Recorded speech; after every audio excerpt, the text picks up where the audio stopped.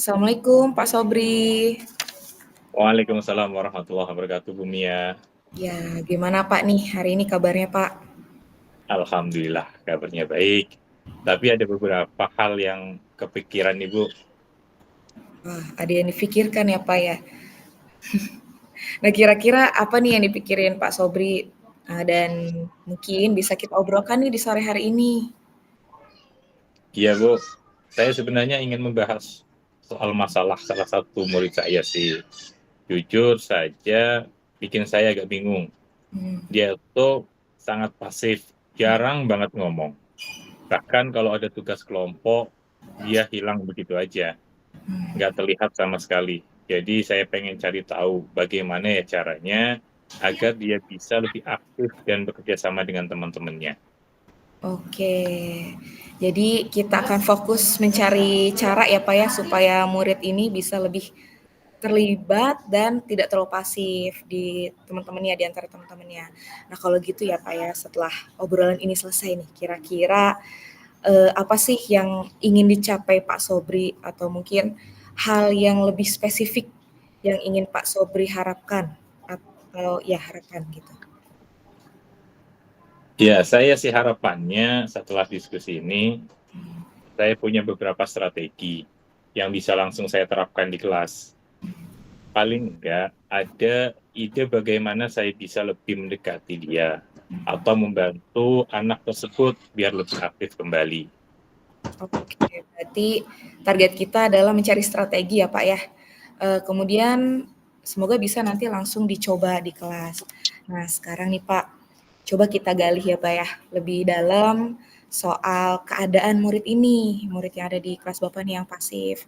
Mungkin Pak Sobri bisa ceritakan lebih banyak soal perilaku anak tersebut. Kira-kira apa sih yang bikin dia pasif menurut Pak Sobri? Hmm. Kalau di kelas, dia memang kelihatan sangat pendiam. Hmm. Saat ada diskusi atau tugas kelompok, dia biasanya duduk aja, nggak ikut ngobrol, dan lebih sering mengerjakan hal sendiri, asik dengan dunianya sendiri. Hmm. Kayaknya dia agak nyaman berinteraksi sama teman-temannya gitu. Gitu ya Pak ya. Terus kalau ada tugas individu nih Pak, itu gimana? Apakah dia tetap pasif atau mengerjakan? Nah, anehnya, kalau Hmm. ada tugas individu, dia malah lumayan cepat selesai, dan Hmm. hasilnya juga bagus. Tapi begitu masuk ke tugas kelompok, dia seperti shutdown gitu. Hmm. Makanya saya bingung, kenapa ya? Wah, menarik sih Pak menurut saya Pak ya. Berarti ada perbedaan ya Pak yang cukup besar nih antara saat dia mengerjakan tugas sendiri dan saat dia harus bekerja sama dengan teman-teman. Menurut Pak Sobri nih, apa sih yang mungkin jadi penyebab dia susah banget berinteraksi dengan teman-temannya? Mungkin dia kurang percaya diri, Hmm. atau juga mungkin merasa nggak nyaman di lingkungan kelompoknya. Saya sendiri juga belum pernah ngobrol langsung sih sama anak tersebut soal ini, jadi masih menebak-nebak aja. Oke. Nah, kalau dilihat dari sisi positif si anak tersebut ya Pak ya, apa sih yang mungkin Pak Sobri bisa perhatikan gitu Pak dari murid tersebut? Mungkin selain dia pintar mengerjakan tugas individu, kira-kira ada lagi nggak ya Pak? Iya, dia sebenarnya pintar, detail, dan cenderung rapi juga. Tapi sepertinya dia terlalu fokus pada dirinya sendiri dan nggak merasa perlu terlibat dalam kelompok. Mungkin juga karena dia merasa lebih nyaman dengan bekerja sendirian. Oh betul, berarti itu mungkin salah satu petunjuknya ya Pak ya. Jadi memang bisa jadi masalah itu bukan dari kemampuan akademik, jadi memang dia sebenarnya paham gitu ya, tapi lebih ke bagaimana dia itu berkomunikasi atau berhubungan gitu ya Pak dengan orang lain. Nah mungkin apakah Bapak pernah nggak sih ngajak dia bicara tentang hal ini secara pribadi atau face to face gitu Pak? Belum sih, Bu. Saya belum pernah ngajak ngobrol secara langsung soal masalah ini. Saya khawatir dia malah akan jadi semakin tertutup. Oke. Kalau gitu mungkin kita bisa mulai dengan langkah kecil kali ya, Pak, ya. kira-kira menurut Pak Sobri, apa sih yang bisa dicoba untuk membantu, supaya dia itu lebih terlibat lagi dalam kegiatan kelompok? Ya, mungkin saya bisa mulai dengan mengobrol secara pribadi dulu. Mmm, Saya ingin tahu apa yang membuat dia merasa nggak nyaman dalam kelompoknya. mhm. Siapa tahu dia punya alasan yang selama ini nggak terlihat dan selalu ditutup-tutupi. Oke. Jadi memang, setuju banget sih, Pak, ya, mungkin dengan pendekatan secara personal dulu ya, supaya dia itu lebih terbuka. Nah, setelah itu, setelah, berbicara secara pribadi, langkah selanjutnya menurut Pak Sobri apa sih yang bisa dilakukan? Setelah ngobrol, mungkin saya akan coba kasih dia peran yang lebih spesifik di dalam kelompoknya. Mhm, Misalnya, sesuatu yang dia suka dan dia bisa lebih nyaman. mhm. Kalau perannya jelas, mungkin nggak merasa tertekan untuk harus berinteraksi dengan teman kelompoknya atau dengan orang banyak gitu. Wah, bagus tuh ya, Pak, ya. Jadi memang, idenya adalah memberikan peran juga nih ke teman-temannya ya? Oh, memberikan motivasi ya, Pak, ya?